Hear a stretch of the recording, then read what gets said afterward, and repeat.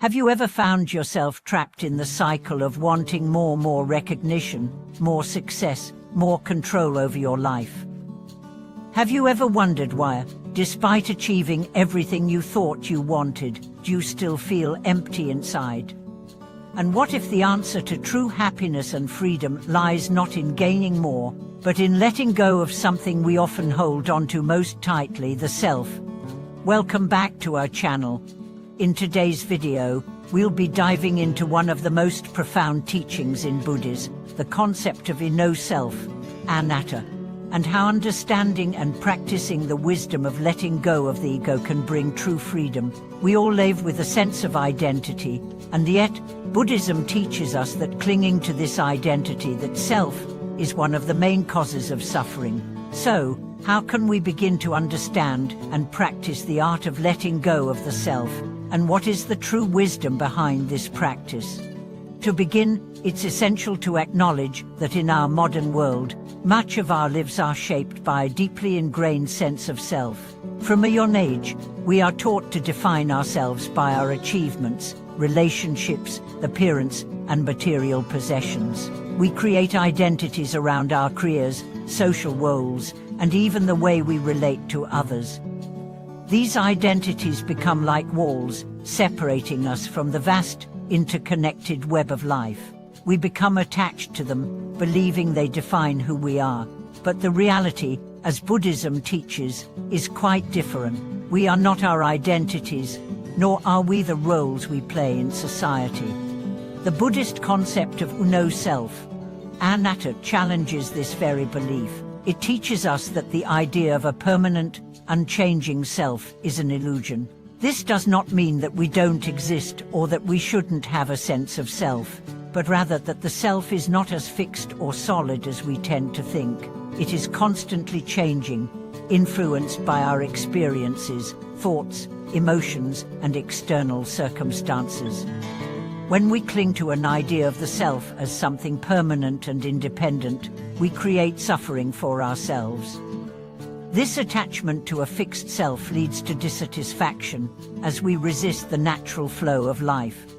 One of the most powerful aspects of this teaching is the realization that our suffering often stems from our attachment to our sense of self. This is something we can all relate to. We hold on to certain ideas about who we are, whether it's our identity as a successful entrepreneur, a loving parent, or even as someone who has experienced trauma or hardship, and these ideas shape how we see the world and ourselves. We believe these identities define us. But as we dig deeper, we begin to realize that these identities are fluid, not permanent. When we understand that our self is not a static entity, we begin to let go of the need to defend it, protect it, or continually seek validation for it. The realization of no self frees us from the burden of constantly maintaining a particular image or identity. Instead, we can start to live authentically, in alignment with the true nature of our being, rather than in accordance with the roles we have adopted. Let's take a look at how this concept plays out in daily life. In Buddhism, one of the key practices for understanding and experiencing the truth of no self is meditation. Meditation helps us break through the layers of mental conditioning that make us cling to fixed identities. Through meditation, we observe our thoughts, emotions, and physical sensations without becoming attached to them.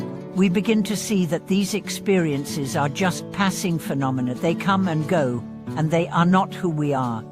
When we meditate, we allow ourselves to sit quietly and observe without judgment or attachment. This is the practice of mindfulness.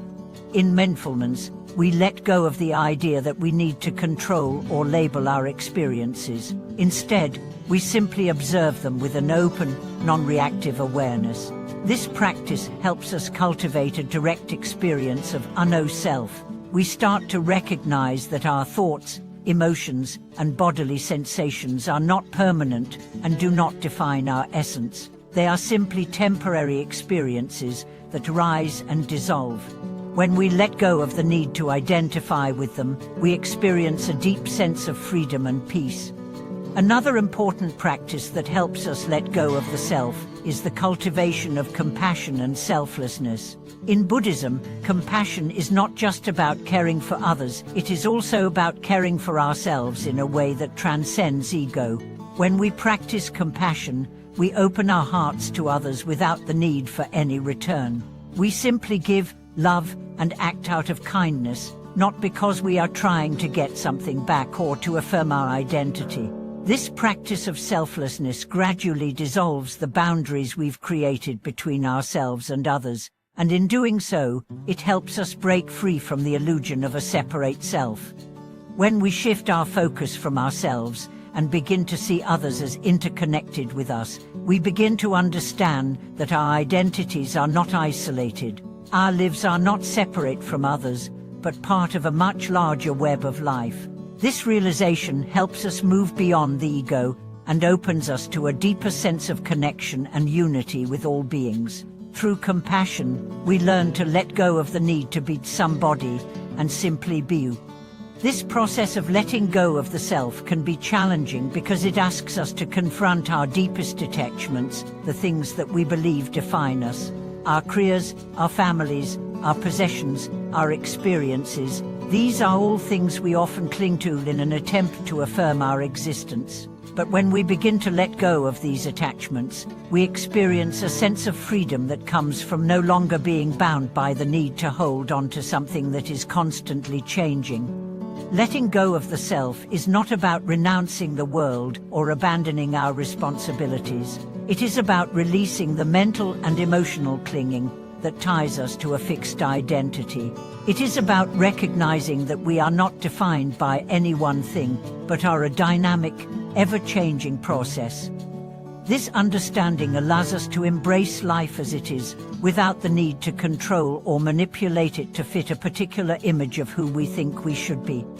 One of the most profound insights that arise from letting go of the self is the realization of our interconnectedness with all beings. When we stop seeing ourselves as separate from others, we begin to recognize the deep bond we share with every living thing.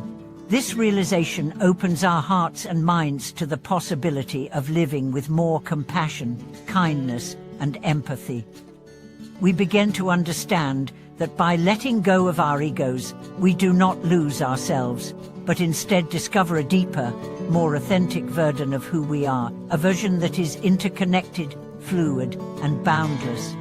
As we continue to explore this teaching, we can see that letting go of the self is not about diminishing who we are, but about transcending the limitations we place on ourselves through attachment and identification. By letting go of our rigid concepts of self, we create the space to experience the fullness of life, free from the constraints of ego.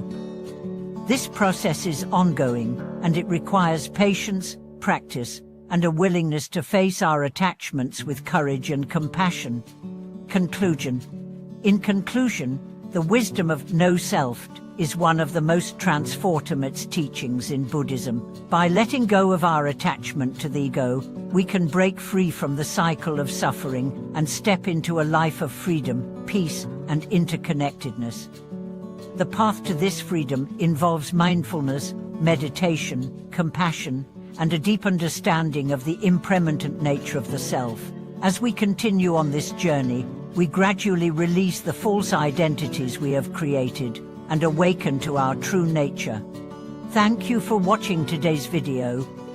We hope that the insights shared here inspire you to begin or deepen your practice of letting go of the self.